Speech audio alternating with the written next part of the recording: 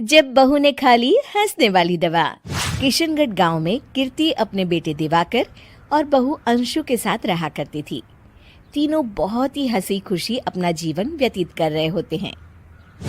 अरे बहू, आज खाना मैं बना देती हूँ। नहीं माँ जी, आप क्यों तकलीफ कर रही हैं? आप आराम कीजिए, खाना मैं ही बनाऊंगी। कितनी अच्छी बहू मिली है मुझे, भगवान ऐसी बहू सबको दे। सब कुछ ठीक चल रहा होता है कि एक दिन गलती से अंशु हंसने वाली दवा खा लेती है। बस उस दिन से सब कुछ बदल जाता है। अरे बहू, मेरे घुटनों में बहुत दर्द हो रहा है, जरा बाम तो दे दे। अरे बाम लगा कर क्या करोगी माँ जी? मैं पाँव दबा देती हूँ। अरे एक तो मुझे पाँव दर्द हो रहा है, ऊपर से तुम हंस रही हो। आई एम सॉरी माँ जी। अरे फिर से हंस रही है, जा तू मेरे कमरे से, मुझे तुझसे बात नहीं करनी। हे भगवान, ये क्या हो गया? अब माँ जी क्या सोचेगी? 2 दिन बाद कीर्ति घर में किटी पार्टी रखती है। उसकी सभी सहेलियां घर आने वाली होती हैं। अरे बहू, मेरी कुछ सहेलियां आज दोपहर को घर आने वाली है। आज कुछ खाने में अच्छा सा बनाना। सहेलियां? क्यों? मेरी सहेलियां नहीं हो सकती क्या? तुम फिर से हंस रही हो? नहीं माँ जी, मैं हंस नहीं रही हूँ। अरे फिर से हंस रही हो और बोल रही हो कि हंस नहीं रही।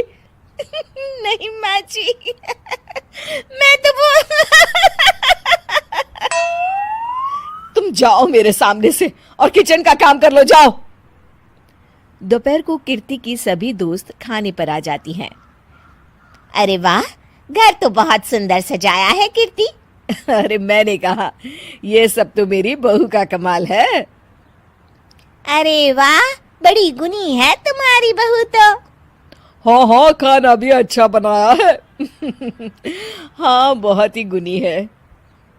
तो हमको नहीं मिलवाओगी क्या, या छुपा कर रखोगी अपनी हीरे जैसी बहू को? अरे नहीं नहीं, अभी बुलाती हूँ। अंशु, ओ अंशु, बहू रानी। अंशु बाहर आती है। जी माँ जी। बहू, ये सब मेरी सहेलियां हैं, मिलो सबसे। नमस्ते आंटी। नमस्ते बेटा, बहू तो बहुत अच्छी मिली है तुमको, किस्मत वाली हो तुम। किस्मत वाली? अरे क्या हुआ? हंस क्यों रही हो? नहीं नहीं, मैं हंस नहीं रही हूँ। तभी अचानक सांची के हाथ से चम्मच छूट जाता है और उसका कुर्ता गंदा हो जाता है। अंशु फिर से हंसने लगती है।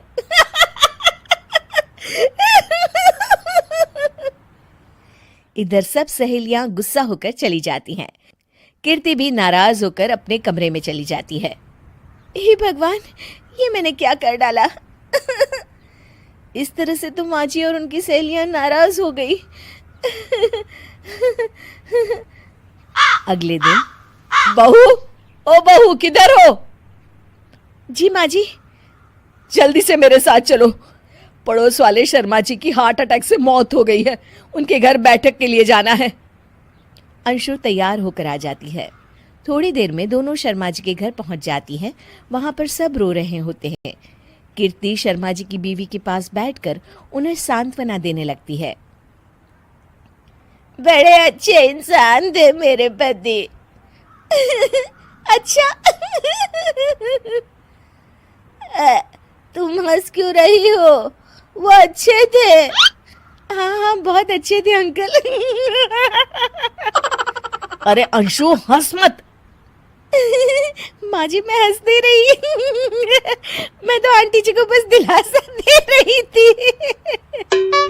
सब औरतें अंशु की इस हरकत से हैरान हो जाती हैं। कीर्ति भी बहुत शर्मिंदा होती है और वो अंशु को लेकर फटाफट घर लौट आती है। अंशु, क्या हो गया है तुझे? हंस क्यों रही थी तू वहां पर? नहीं बाजी, मैं तो बस अरे तो फिर से हंस दी। जा तू अपने कमरे में, मुझे तो तुझसे बात ही नहीं करनी। मेरा बेटा ही तुझसे बात करेगा अब।